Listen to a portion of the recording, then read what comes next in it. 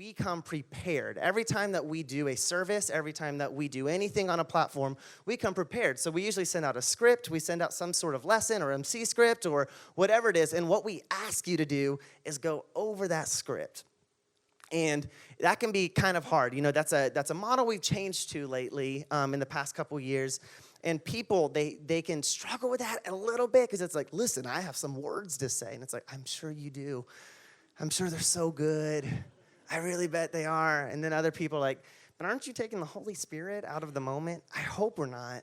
We're just trusting that the Holy Spirit is speaking to us in this office as we're devoting 40 to 60 hours to write that lesson, as just as much as he would be if we were coming up with it on the spot. But here, what we want you to do is we want you to be prepared. So what that would look like is if you decide, all right, listen, I want to serve Gateway Kids, and I want to be on a platform, and I want to be in front of kids, that's kind of the upfront commitment that we're going to ask you to do. So before we get into the practicals of how we communicate, I like to talk about how we prepare, because it's really important that we do that, because if we don't do that, then it kind of, so I talk about it like triggers. Has anybody ever said something, like have you been in the middle of talking to somebody and all of a sudden you forget what you were saying? Has that ever happened to you? Most of the people over like 15 are like, yeah, it happens all the time. And then, you know, you're talking and it's like, what was I gonna say? What was I gonna say? And then somebody's like, you said hot dog. It's like, oh, yeah. So I got sick last week because I ate too many hot dogs, or whatever you were saying. And it triggers what you were going to do. So what we do is when you're memorizing something, your mind automatically works in a chronological order. I don't know if you know this, but this is why your mind works so beautifully. Because if I said, hey, what did you do last night? You wouldn't say, well, I went to bed, I took a shower, I brushed my teeth, and then me and my wife went on a walk. We had a baby, and then we went to dinner. It's like, I think you're out of order in one of those. You didn't, I don't think. See, your mind automatically like works in chronological order. You see, what we did is, we woke up, we brushed our teeth, we took showers, we went on a walk. My wife started to feel some contractions, but it's okay. So we had dinner. It was nice. Then she had a baby. It's like, yeah, that's where that should have ended. Like, that's where you should have gone in that order. So what your mind does is when we send something to you that has to be memorized, what I always say is first what you want to do is you got to memorize the roadmap of something.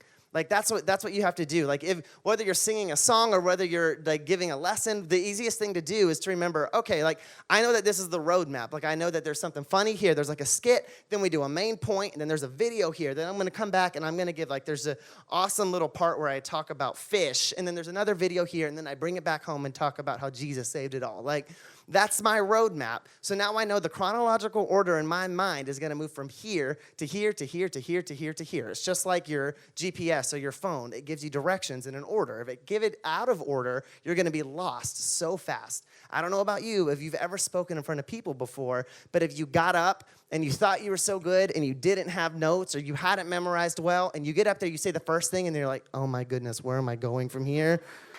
Oh my goodness, okay, I'm just gonna shoot from the hip, and then it ends up being awful. Nobody's ever told you it was awful. I'm gonna be here and tell you it was probably awful because you just had to struggle through trying to remember what you were supposed to say.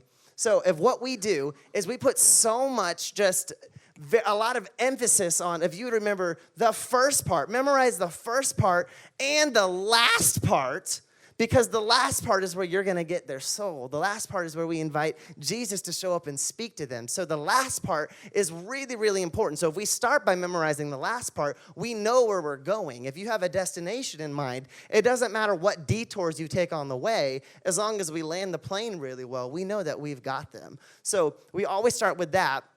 So but the way we get there, if we know the roadmap and we've started with the first and the last, then I do these things called triggers. And that's what I was talking about when it's like somebody reminds you of a word. I pick words for specific parts of that roadmap.